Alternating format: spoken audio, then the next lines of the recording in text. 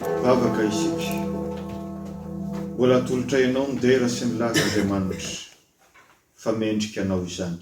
Misaotra anao mamory anay, misaotra anao miantso, misaotra anao manamarina, misaotra anao manomana hafatra ho anay mba hahatonga anay handeharaka ny sitraponao, mba hahatonga anay ho voatay koa amin'izay toerana rehetra lehanay sy amin'izay rehetra ataonay.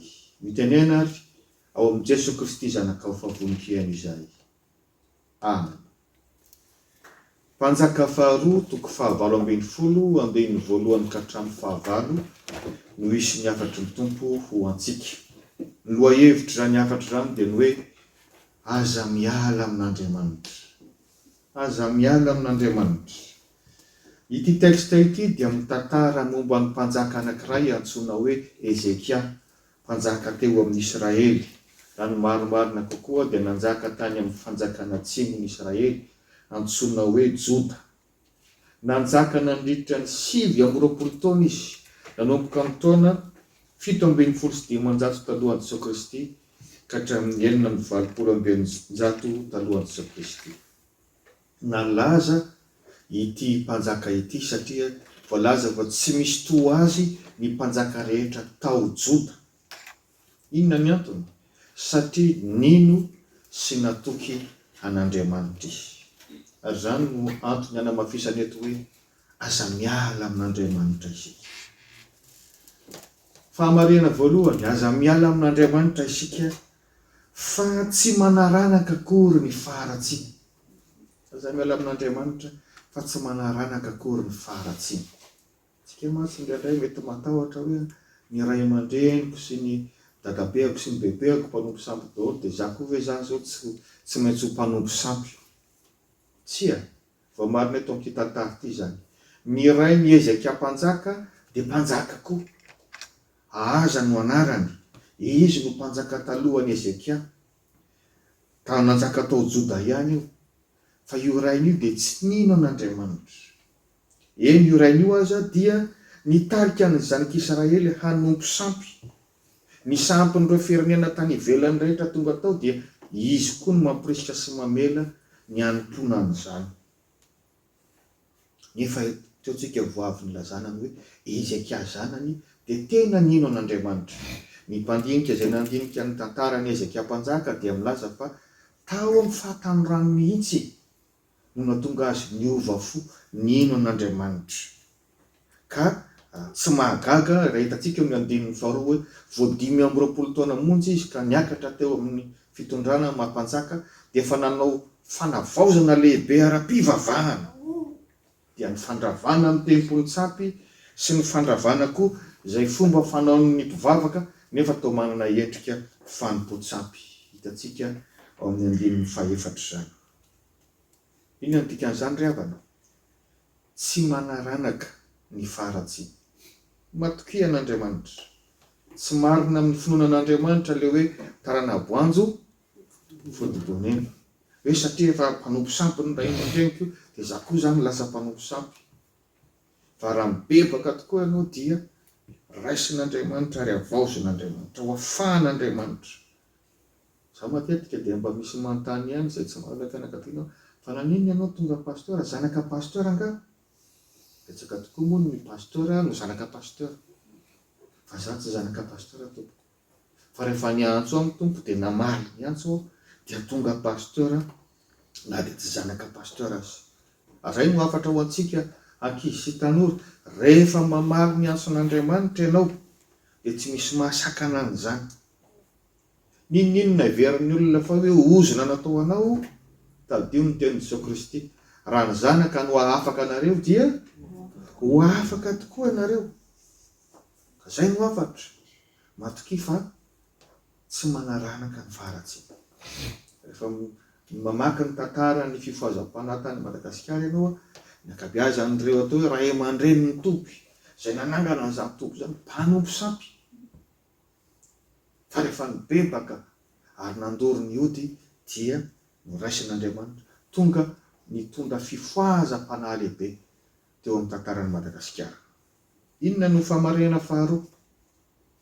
Aza miala amin'Andriamanitra fa tsy verimaina ny fitaizana ara-panahy izay ataontsika. Tsy verimaina ny fitaizana ara-panahy izay ataontsika. Aby arak'izay hitantsika eo amin'ny andininy soratra masina eo amin'ny andininy 2 no anarany reniny ity mpanjaka Ezekia ity. Io reniny Ezekia mpanjaka io dia voalaza fa tena nino an'Andriamanitra, natahotra an'Andriamanitra. Zanaka mpisorona rahateo izy, hitantsika eo amin'ny andininy 2 zany. Dia tsy nitsahatra nanabe, ary zany no ambaran'ny mpandinika hoe anisan'ny antony nahatonga ny Ezekia ho tonga mino an'Andriamanitra na dia tsy mino an'Andriamanitra aza ny rainy. Nisy fitaizana nitohy ary lalipaka nataon'ity reniny ity, ka manjary nisy vokany teo aminy ary nisy vokany teo amin'ny fiainany. Manjary natahotra an'Andriamanitra izy dia hoy ny voalaza ny andininy 3 mantsy an'i Ezekia hoe nanao izay mahitsy eo mason'i Jehova Ezekia. Ry mpitondra fivavahana, ry tompona andraikitra amin'ny fiangonana, indrindra ianareo isika ray aman-dreny, aza reraka ny mamafy voatsara, aza reraka ny mitaiza sy mitaona ny zanantsika ino an'Andriamanitra. Tsika ray aman-dreny moa dia efa nanaovantsika voady sy fanekena rahateo zany rehefa nanao batisa azy isika, ary anadina an'Andriamanitra antsika izany. Mety tsy valy eo ny eo zany, mety tsy valy eo ny eo zany hoe fitazana ataonao dia avetrany izy dia endry. Fa zao mitadio, mitoetra ary miasa mangina ny anatiny any foana ireny teny sy fitaizana ataontsika ireny. Tandremo sa mahita hoe efa miditra am-piangonana izy dia mibesen gata hoy ny teny frantsay. Tsy manao intsony, tsia raha mbola ao atokatranoao zanakao dia tokony vokisanao foana izany fitaizana kristianina izany. Ary tadio fa misy fetrany ny fotoana anananao azy ao an-trano. Solon-tenan'Andriamanitra isika mandritry ny fotoana hibeazany zanantsika ao an-trano eo ambany fifehezantsika ray aman-dreny. Zao ny voalaza eo amin'ny Deutéronome 2:7-10, ary ampianarino zanakareo izany ka resao, na mipetraka ao an-tranonao ianao, na mandeha an-dalana, na mandry na mifoha. Aza reraka ny mitaona ny zanakao, mampianatra azy momba ny tenin'Andriamanitra, fa tsy verimaina izany. Inona ny fahamarihana fahatelo? Aza miala amin'Andriamanitra fa manampy amin'ny fanarahana an'Andriamanitra ny fifandraisana tsara. Manampy anao amin'ny fifandraisanao amin'Andriamanitra ny fifandraisana tsara. Vidio tsara ny olona hifandraisanao. Ny mpandinika ny tantara ary azo amarinina zany dia milaza fa ity Ezekia mpanjaka ity dia nifanerasera matetika tamin'ry Isaia mpaminany sy ry Mika mpaminany. Dikan'izay nahazo fitaizana, nahazo fampaherezana, nahazo fampianarana tamin'ireo mpaminany ireo izy. Zany koa no ambarany mpandinika hoe antony nahatonga azy, na dia tsy mpivavaka na dia mpanompo sampy aza ny rainy, nahatonga azy ho tonga mino an'Andriamanitra sy matahotra an'Andriamanitra. Zany zany dia miteraka fanontaniana ho antsika, na ankizy na tanora na lehibe. Sokajin'olona tahaka ninona no iarahanao matetika? Mpanompo sampy moderna? Azo hoesoesy teno lava ianao raha vao miresaka fivavahana aminy, ary tsy maintsy hitaonanao hanaraka azy izy. Bodoroka sa bokoka? Varavaratsiny ianao raha miaraka aminy, mifoka ny rivotra iainana. Olona tia rendrarendra, ilaozany ianao rehefa tsy manaraka azy. Tsika rehetra dia samy malala tsara ilay oam-pitenenana hoe lazao anina manao dia lazaiko anao ny toetranao.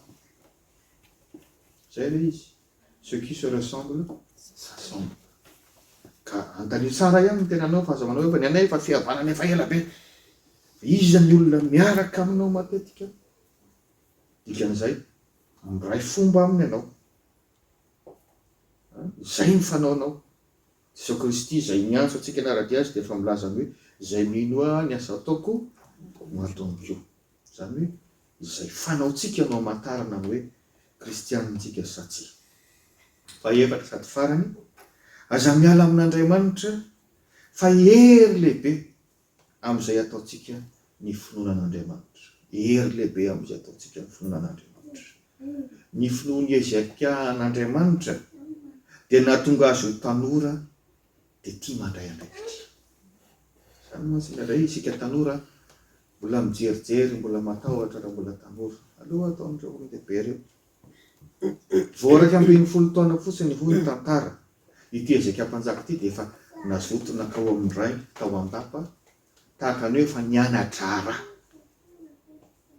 Ary 420 taona nanaovany an'izany. Izany hoe nanomboka amin'ny taona 720 ka hatramin'ny 520 talohan'i Jesoa Kristy, alohany nandomby asany mindray ka tsy mahagaga raha naomby izy teo amin'ny fitondrana.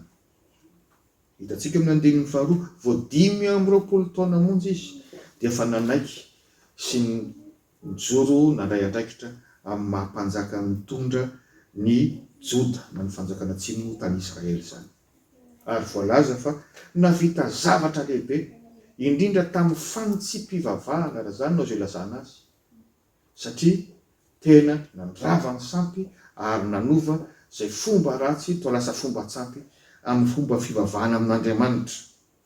Dia nanjary naomby izy tamin'ny asany.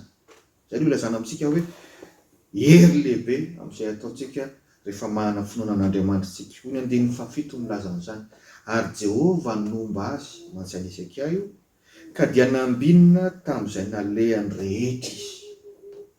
Ny andinin'ny fahavalo moa dia milaza amintsika raha teo hoe izy dia navita nanafika ny Filistina.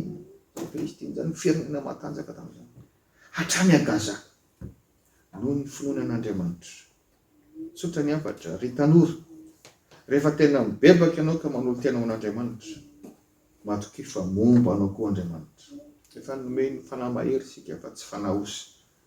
Aza matahotahotra intsony hanao zavatra lehibe sy tsara, na amin'ny fianarana na amin'ny asa.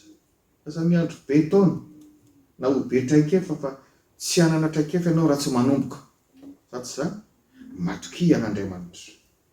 Mijoroa fa mila anao ny ankohonanao, mila anao ny fiangonanao, mila anao ny fiarahamonina. Ary izany mahatonga amin'izay miteny hoe fanasiny tany isika. Ry havana, ny andinin'ny fahadimy amin'ilay mpanjaka faharoa fahavalo amby 20 no mamitina ny fahombiazan'ny Ezeka mpanjaka. Iny ny voalaza. Jehova Andriamanitry ny Israely no nitokiny ka dia tsy nisy tahaka azy tamin'izay rehetra mpanjakan'ny Joda, na ny teo aoriny na ny teo alohany. Izany no vokatry ny finoana sy ny fanompoana an'Andriamanitra. Ka namafisana ny hafatra hoe aza misy miala amin'Andriamanitra isika. Amen.